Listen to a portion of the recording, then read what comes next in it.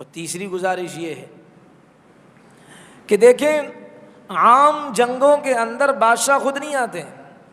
کبھی آپ نے سنا کہ کسی جنگ کے اندر کوئی کسی ملک کا بادشاہ خود جو ہے نا پائلٹ بنا ہو یا توپ چلا رہا ہو یا سرحدوں کے پر کھڑا ہو کر مانیٹرنگ کر رہا ہو, دیکھ رہا ہو, ریکھی کر رہا ہو, دیکھ رہا ہو کہ بھائی کیا کیا صورتحال ہے, اس کے مطابق پھر اپنی فوجوں کو مشورے دے. یہ کوئی خاص جنگ ہوتی ہے کہ اس خاص جنگ کے اندر اس ملک کا بادشاہ, اس کا وزیر اعظم, بادشاہ خود بذات خود شرکت کرتا ہے. اس کا مطلب یہ ہوتا ہے کہ یہ جنگ اس کے نزدیک غیر معمولی ہے, بڑی انتہائی اہمیت کی حامل یہ جنگ ہے. اس لیے تو بادشاہ بذات خود کیا اس نے شرکت کی ہے. یہاں قیصر خود آیا تھا.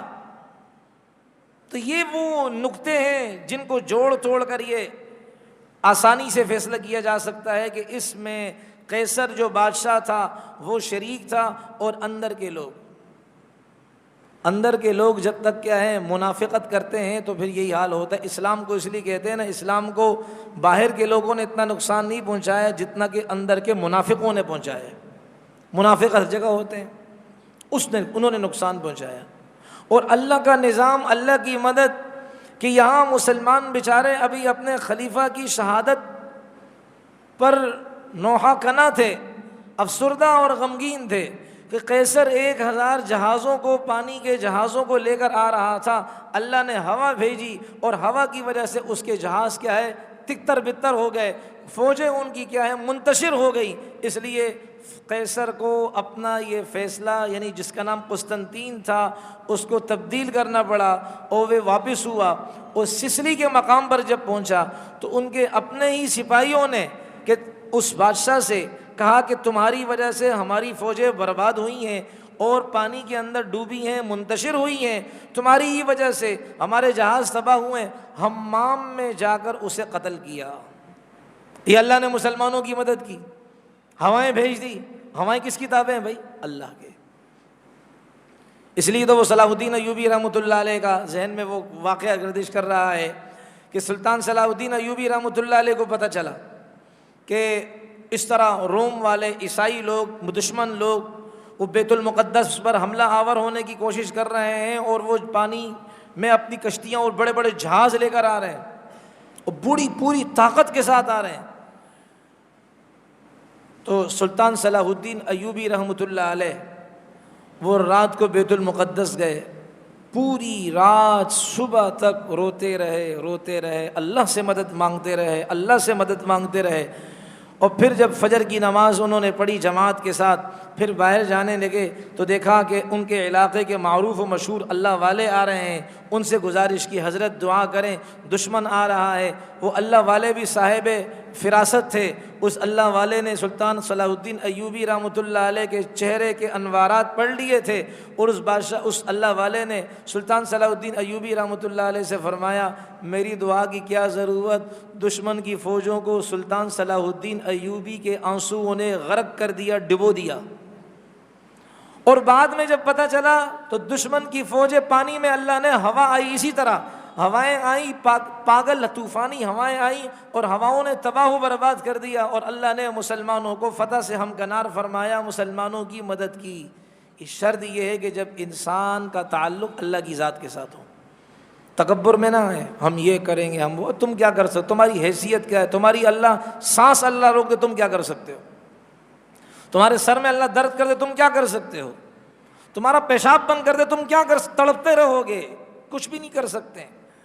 ہم اللہ کے محتاج ہیں. اس لیے کہتے 3 چیزیں انسان کیا کر لے, پلے باندھ لے, اس کی زندگی شاندار گزرے گی. نمبر 1 یہ ہے کہ اللہ کی طرف ہر وقت رجوع کرے, کوئی بھی مسئلہ پیش ہے اللہ کی طرف رجوع کرے. صحابہ یعنی نبی علیہ الصلوۃ والسلام نے فرمایا یہاں تک کہ جوتے کا تسمہ بھی ٹوٹے اللہ سے مانگے, یا اللہ میری مدد فرما دینا. اب ظاہری اسباب میں جائیں لیکن پہلے دعا کس سے کریں گے بھائی؟ اللہ رب العزت سے. اور دوسرا یہ ہے کہ ہم اپنے آپ کو اللہ کا محتاج سمجھیں. ہم سب اللہ کے محتاج ہیں, ہم کچھ نہیں کر سکتے. جو ذرا عہدہ ملتا ہے, ذرا پاور میں آتا ہے, کفر کے بول شروع کر دیتے ہیں, فرعونیت کے نعرے لگانا شروع کر دیتے ہیں, ہم یہ کر دیں گے, ہم وہ کر دیں گے, یہ ڈھکوسلے بازیاں شروع ہو جاتی ہیں. ارے تم کچھ نہیں کر سکتے ہو, تم کچھ کر سکتے تمہاری اولادیں اللہ والی ہوتی, تمہارے بس میں تمہاری اولادوں کا نیک بنانا نہیں ہے, تم دوسروں کی کیا کر سکتے ہو مدد.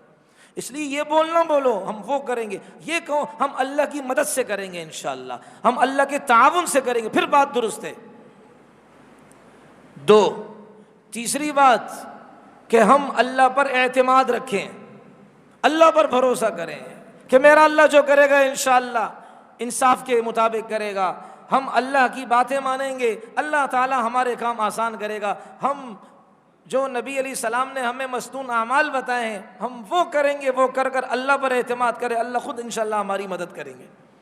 تو یہی کام کیا ہے صحابہ نے کیا، بعد کے تابعین نے کیا، جو کرتے رہیں گے اس زمانہ اور اس زمانے سے لے کر آگے تک، جو نیک اعمال کریں گے اور بھروسہ اللہ کی ذات پر کریں گے، خدا کی قسم اللہ مدد کریں گے۔ لیکن اگر غیر شرعی طور پر کام کریں گے تو اللہ تعالیٰ کی مدد نہیں آئے گی غیر شرعی طور پر۔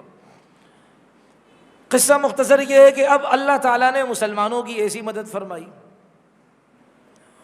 اب دوسری بات یہ ہے کہ جو حضرت عثمان کو قتل کرنے کے لیے آئے تھے یہ لوگ کون تھے؟ 3 نام بڑے مشہور ہیں، لیکن حقیقت یہ ہے کہ ان قاتلوں نے ایسے فرضی نام وہ لوگوں میں پھیلا دیے کہ اصل قاتل چھپ گیا۔ یہ چالاکی ہوتی ہے کہ قاتل کوئی اور ہوتا ہے، نام فرضی پھینک دو مارکیٹ کے اندر، اصل قاتل کا پتہ ہی نہیں چلے گا، کوئی کہے گا اس نام کا تھا، کوئی کہے گا اس نام کا تھا، اصل سازش کا کردار غائب ہو جائے گا۔ وہ فرنٹ پر نہیں ہے نا، وہ پس منظر میں ہے، پیش سامنے نہیں ہے، وہ پسرے آئینہ ہے، پیچھے ہے۔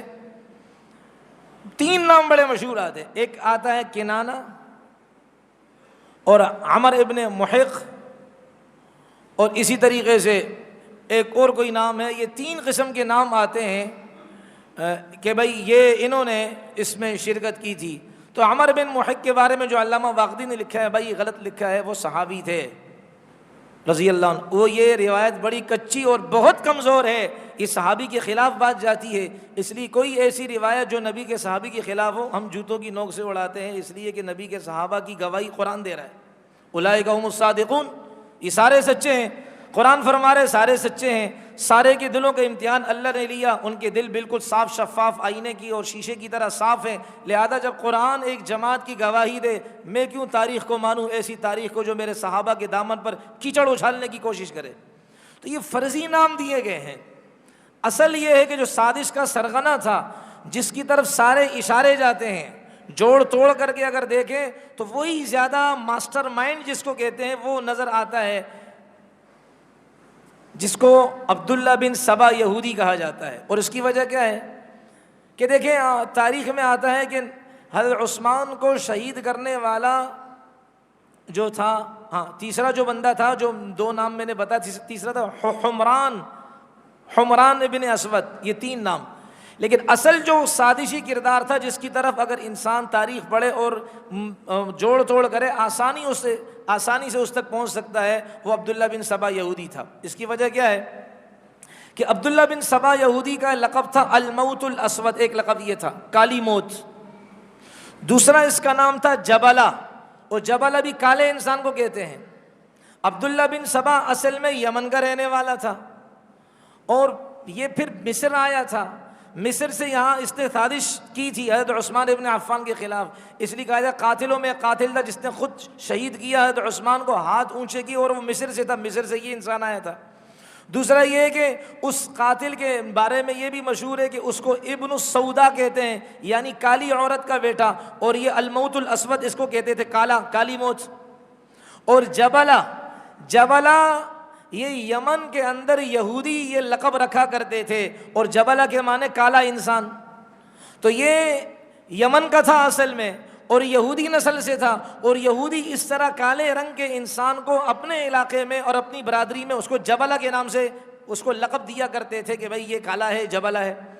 اور تیسرا یہ کہ اس کی جو نسل تھی سدوس قبیلہ تھا، اور سدوس قبیلہ یہ یمن کے یہودی خاندان سے اس کا تعلق ہے کہ کہلان بن سبا کے اولاد سے ہے یہ سدوس، اور کہلان بن سبا اسی سے عبداللہ بن سبا یہودی ہے۔ تو یہ سازش کے سارے تانے بانے اگر انسان جوڑے تو آسانی سے اس بات تک پہنچ سکتا ہے کہ حضرت عثمان کو شہید کرنے والا